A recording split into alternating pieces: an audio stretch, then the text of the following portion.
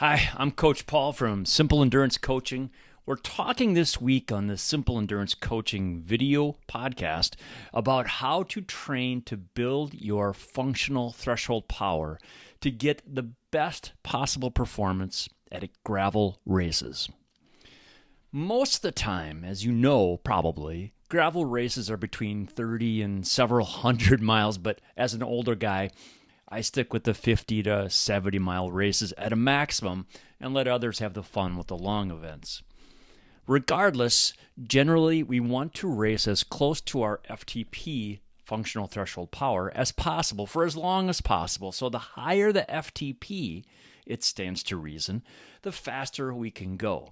So if you are gravel racing, you want to build up your FTP as high as possible. First of all, let's go back with some general physiology for training. As you increase the intensity of your exercise, more glycogen is burned as fuel to produce the energy you need. One of the byproducts of that glycogen burning is lactate. The more intensity, the more lactate is produced. That's why lactate, formerly called lactic acid, which is not a thing, was thought to be what caused the burning sensation in your muscles. But actually, lactate is a byproduct that is also a fuel. So, under your lactate threshold, or maximum lactate steady state, thereabouts, your body is using all that lactate that's produced as fuel. However, over the threshold, there is more lactate that is produced that can be used. So, in a gravel race, we want to ride as fast as possible with minimum lactate production. To do that, we need to train to increase your lactate threshold so that you can ride faster and harder before hitting that wall where too much lactate accumulates and your body can't handle the processing. The ability to sustain high levels of work output without crossing this threshold is critical for endurance athletes like gravel cyclists who need to maintain high power outputs for long periods.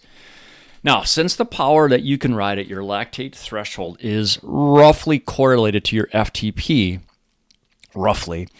we can use FTP as a metric without getting lactate tested in a lab. The functional threshold power, the power you can hold at your FTP, is roughly the power you can maintain for 1 hour-ish without fatigue, but it doesn't measure anything physiologically. It's just a made-up number that can be helpful in creating zones and creating ideas of where we should be riding. Gravel racing requires a high level of endurance and sustained effort over long periods of time. And they also have challenging terrain, steep climbs and descents, which require strong legs and lungs. Plus, gravel races are usually longer than we're used to, depending on the distance you choose. So your ability to produce power over prolonged periods directly affects your success. Therefore, by increasing your lactate threshold through targeted training sessions, you'll be better equipped to tackle those hills, that terrain, with greater ease. It's important to note that consistency is key when improving lactate threshold. Incorporating these types of workouts into your regular routine on a consistent basis will yield the most significant results over time. Here are 3 different types of workouts that will improve your FTP with consistency. Number 1, easy endurance rides. Go ride lots at an easy pace. Your FTP will increase. Number 2, do intervals just under your FTP. This intensity is typically around 90 to 95% of your FTP, or roughly equivalent to what you would ride in a time trial. These intervals help improve your lactate threshold by gradually increasing your body's tolerance to lactate buildup and improving your body's ability to clear it. The key to effective threshold intervals is to gradually increase the intensity and duration over time. So that means it's important to know roughly what your FTP is before starting these intervals, because that intensity should be right under there if it's possible. It's also recommended to work with a coach or get a lactate threshold test to determine your specific threshold intensity. mostly to make sure that these are challenging enough intervals, but not so difficult that you're over the threshold without you really understanding it. And this is important. You never want to break yourself in these intervals. You should always finish with that feeling like, well, yeah, I could do one more, but that's when you're done. That's when you're done. Number 3, the final way to increase FTP is through HIIT work. In the 2021 article, Dr. Andrew Coggin argues that high-intensity interval training can be effective in improving FTP and lactate threshold. In a 2015 review, Dr. Maureen McDonald discusses how HIIT has been shown to be effective in improving aerobic capacity in cardiac patients, but HIIT may not be the best approach because some individuals may experience excessive fatigue, and that is the challenge with HIIT.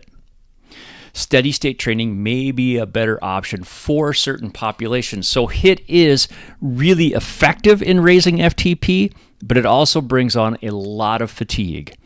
So like with threshold work, you need to leave a few intervals in the tank and not exhaust yourself. In addition, you knew there was going to be more. Nutrition plays a crucial role in improving your FTP. Eating enough, eating a well-balanced diet with adequate protein, carbs, and healthy fats, vitamins, and minerals can fuel your body during intense workouts. It also can help aid your recovery post-workout. Strength training is another key to success in gravel racing and building your FTP.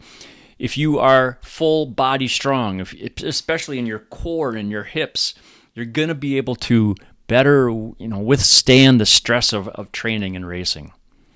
Finally, giving yourself enough rest and recovery time between these workouts is critical for making any progress toward increasing your FTP.